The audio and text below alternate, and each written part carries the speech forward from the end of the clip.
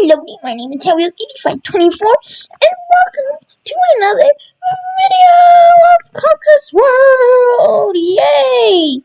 So, last week we covered a bit of colonization that was, happening, because it was happening. It kind of made sense. So, now we're going to cover something that has been happening in Humana. One of the oldest countries, one of the, being once a huge empire, covering, all of this, roughly. But they've been having some, how should I put this, issues lately. They just have been having crazy things happening to them, and they just can't really keep it together after failed attempts to reconquer the lost land, and after being humiliated horribly. They just can't really keep up. So, a revolt happened in their south. A group of people named the Society of the Humans quickly came out in the south and quickly moved across the top, while also gaining supporters in the east. The east. Now, Humana came down and tried, really hard to suppress this rebellion coming from the south, from the north, and even pushing them back slightly. But that didn't work, because they just continued to press on, using the support of the unhappy people to move them along.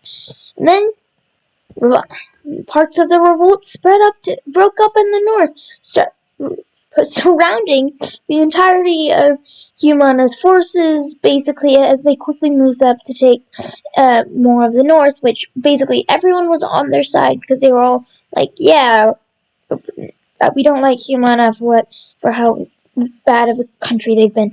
And after quickly linking up with their others, in just 3 months, nearly all of Humana was captured, leaving only a tiny central area with their capital, and they just slowly got closed in until Humana was no more. So, Humana has fallen, but what will this revolt do now? They did cause some devastation. Some cities were wiped out. Tons of cities. Yeah, that was not good. Well, they quickly rebranded. They quickly turned green, and then created a new country. And guess what it's called? It's called the Woodian Republic. So yeah, we have a republic now. Cool. That's not that interesting. But this new regime, everyone was kind of annoyed because, first of all, they no longer have to follow the same restrictions Humana had to, such as no war, no colonization. So some people got a little annoyed, but didn't do anything quite yet, as Humana went up into the north. The Woodian Republic. Usually I was going to kind of hard to get used to, and quickly took the massive mountain, one of the big mountain regions up in the north. As also, we have a new country forming up here with massive. So basically, anywhere that is not shown as a big political country is basically just a tribal area. There's only a couple areas humans have not gotten to, such as this far northern part and these far southern parts. But other than that, it's very much tribal still. But after some unifications of some tribes, we've got a new country sitting here, and here it is. And let me quickly give it a name in some cities, which always takes me a second. Okay, so with this new regime taking over in what was once Humana, everyone got kind of annoyed, but nobody was quite willing to do anything about it. It was a revolt. Humana was did kind of suck, and it had been a while, like, I think about 300 years since humans did all the crazy things that they did back when they were an empire, so everyone was kind of like, fine. Except for one. Yeah, and I think you can guess who it is. Shim.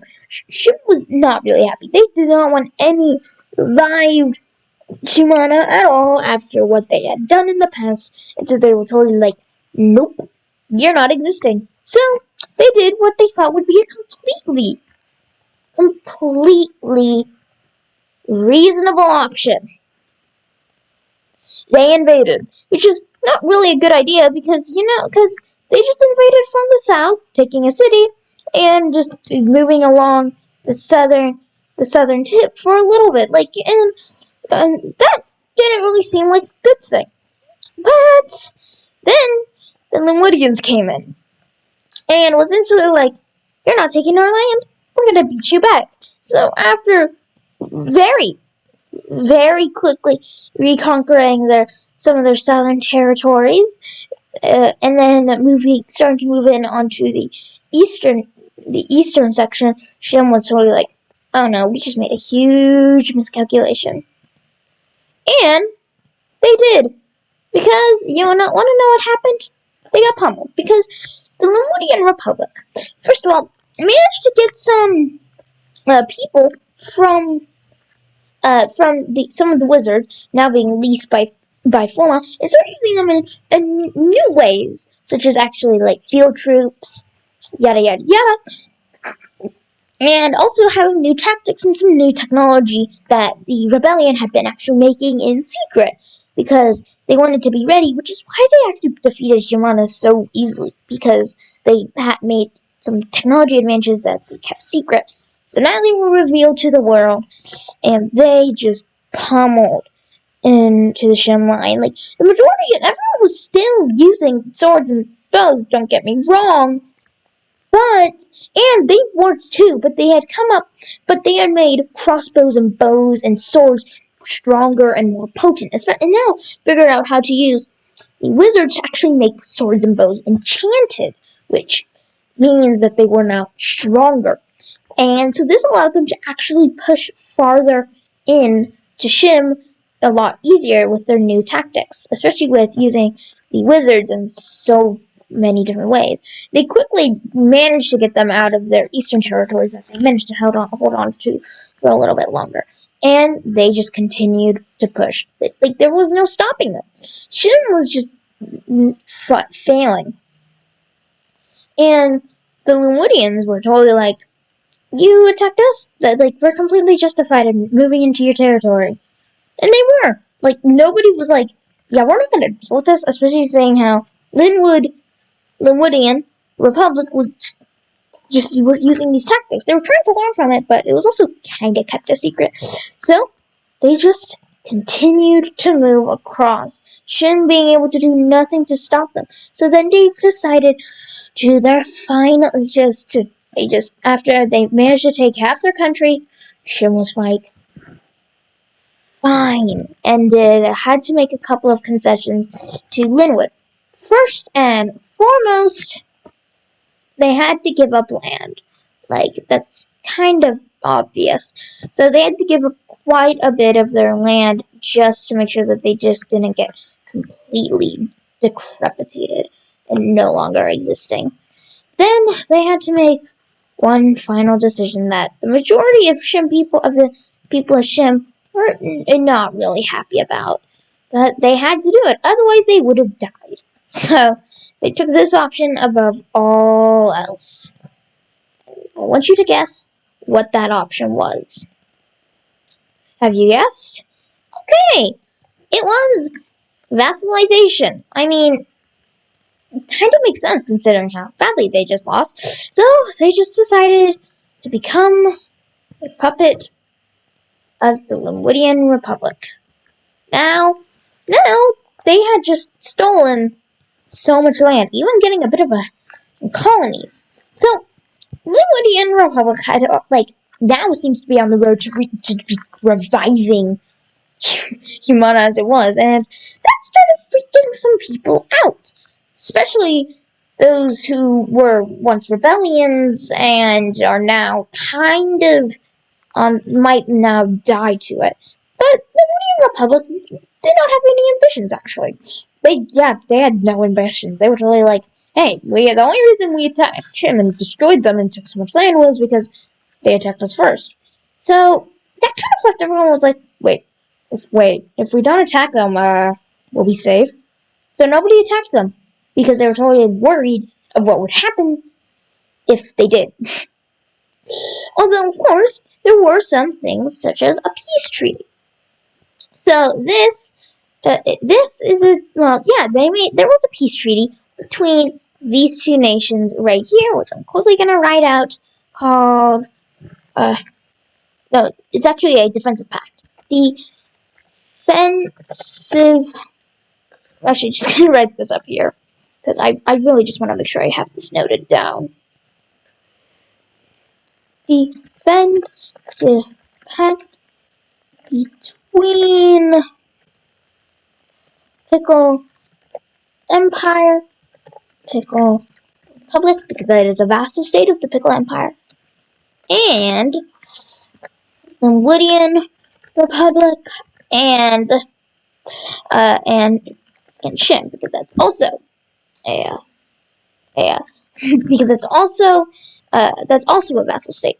So now there is a massive defensive pact now existing, which, yeah, so now we've got, quite literally, you get attacked by you attack the Woodian Republic or the Pickle Empire, you're now gonna suddenly have the massive alliance. Like, first of all, not only is this huge, they have such a huge, like, hegemony, like, it would be death to you if you tried. But some pickles were also not happy with this. Like, they had just, like, they didn't feel like that they should rely on humans. Although the humans was actually a multi-ethnic group now, because they actually accepted all races and were totally like, hey, you can come into the government, you can do what you want, we don't care. So basically treating everyone as equals, which was kind of revolutionary for the time when each country usually had a preference to a singular race. Like, Alonia was only elves only, and the majority of the human countries were like humans only. The Empire was a bit more inclusive, but nothing to the extent that the Woodian Republic went to. So yeah, but some pickles were just not happy with this. So they went and formed their own country, and also uniting with some of the pickle tribes in this upper region to create a new country called Pickleia. Hopefully that makes sense. Oh, whoa, that was not... Why is that happening? Oh, wait. Wrong layer. Called Pickleia, that is the horrid color. What color are we gonna make this? Let's make it this nice. No, that makes it look like they're vassals. Let's do this color. Yeah. Pickleia was formed. Just as a, Pickleia. So Pickleia was formed. Now, mainly because they just didn't want to be a part of a country that was just being forced to depend on others, which meant that they were a very, very pickle-centered country. Now, as I quickly will do something, I'm now going to make a new layer, because I love to make layers.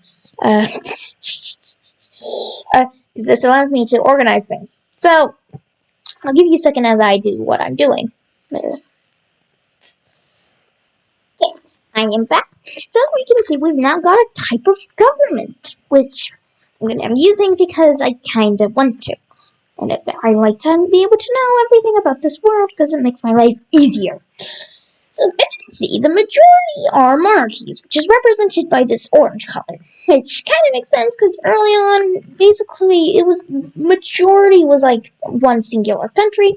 There are we do have some republics. We got the Woodian Republic and Pickle Republic, which makes sense. And then, of course, we got two democracies, in Pickleia and Hulu. And you might wonder, what's the difference between a republic and democracy? Republics have a government that is elected by the people, but then laws and such are decided by the government. but democracies is that everything is in the hands of the people. Lawmaking, like you might be like you can elect people to a position that they can propose laws, but then the people vote on the laws. Basically, it's a people's government. Like you might be able to have people that represent. Like you might be able to have people that can like put bills forth, but then the peoples do it. If that makes sense. Yeah, basically everything is decided by the people is this thing for democracies. Um, so yeah, monarchies is widespread, but we do have some republics and democracies. There might be other types eventually. And that's about it for that layer. Let's go back to our main layer. So, with the Millennium Republic basically now containing all of this, it's now extremely huge, especially with their pickle allies. And so this starts worrying some people. And so we then start having more alliances. In this case, we're gonna have it's actually we then end up having an alliance between Fomar, Akali, Ul Up, I think Ul Up Ip, and Kulu. Now, basically meaning all of these are now under one alliance. So now we have two alliances. This isn't going to cause any more wars. Right. It won't recently, in the near future, anyways. So that's very basic. And during all of this, this only took 10 whole years, if you were wondering about how long that took. Like, only 10 years passed in this. So, oh, wow. Over nearly 700 years in this world. And honestly, they're going a lot faster than how evolution would dictate it. But also remember that this is a fictional world, remember this is real, and that I can do whatever I want with the story. So keep that in mind. So yeah, with nothing really happening, what's gonna happen? Nothing really. Aside from a major plot scheme that would try to bind two countries together that leads to a war between them. By boring, what is this about? Well, let's see. Polo and Carlo. So, they were both breakaways from Shim, now a Lemurian Republic puppet state, and there is now a scheme because they're very similar, except that Polo is a democracy and Carlo is a monarchy. so But there's a scheme in this city, specifically, mainly because this is where their governments are, the scheme holders are housed. So basically, they made a scheme that they would try to convert either Kalo or Polo into one of their own types. So Polo maybe into a monarchy, or Kalo into a democracy. And then, especially if it, say, they turn Polo into a monarchy, they can then make the heirs. Then they can make the heirs, make this person a girl, make sure that this is a boy, and then have them marry. And then that means that when their descendant comes in, they're going to be rulers of both Kalo and Polo, thus making a scheme where then suddenly we would have a much bigger Polo and Kalo. But the government of Polo found out about this, and they were totally like, no. And since Kalo was kind of supporting this, especially since their king didn't have any heirs and wasn't married, that could actually have been a problem. So, and that instantly infuriated Polo a ton. And Kalo, when they found out, was like, how are we supposed to cover this up? Oh wait, I know more. So so Polo was totally like, hello, yeah, we're just gonna invade your country. So they just started moving in. No resistance, especially taking this sitting where the entire scheming was going on anyways. And they saw no resistance until they got to about here. That was when Polo came at them and it was like, we're a democracy, we should stay a democracy. And they started pushing them back. to about here. And then the Polonese, I think is what I'm going to call them, then started pushing into Kahlo, eventually leaving us with this front line. And you want to know what happens? A long grueling war that takes 5 years. Yeah, they make minor moving ups. They make some minor movings around a bit. Yeah, but nothing crazy. Like, they just make some minor movements back and forth. And so after 5 whole years, Cal and Polar was just like, ugh. Fine. Here is an agreement. So they have the Woodian Republic as a mediator, and then they decide to put the border as I'm going to show you right now. Polo shall gain these 2 cities, while Kahlo shall gain these 2 cities. Now you might see the land difference, but this is kind of infertile land, and these are small cities, but tons of land. But these are big cities, but not much land. Basically meant to be a nice trade-off where it's about even, just to kind of make them both feel like they gained something. Well, in reality, nothing really changed in terms of economic power. So, British shifted slightly, especially since Polo also has a massive country down here, but so nothing much happens. And after that grueling war, sheesh, that took a while. The longest war in history was 116 years, the 100 Years' War, but yeah, in our history, but yeah, that was kind of crazy. And as we can see, the Fulmar quickly do end up, as we can see right here, do make it to the sea, mainly because they can, and they finally did. So, yeah, as we can see, the world is slowly moving on a path. And and the Pickle Empire is not happy about one thing: wizards. They're supposed to have a monopoly, and I mean, they do kind of still have a monopoly, controlling the most amount of magic places in the world, having 1, 2, 3, 4 different academies. But recently, the last 100 years recently, Fulmar has managed to get a nice, big, chunky magic area for their own, and are starting to make wizards that can then go choose their own path, being a bit more free monarchy than the Pickle Empire was. And saying that, wizards, you can live here, but if you want, you can go do your own things. How do you think the Woodian Republic got their first wizards? Because there are some wizards up here that felt like, this place would be fun in Humana. But then they joined the rebellion. Yeah, you get my point. And you might think, well, this was a slow episode. Yeah, but they slowly get slower over time as more and more things start to happen, as interests start to overlap. Hopefully this is staying interesting. I really hope it's staying interesting. So see you all later. Bye.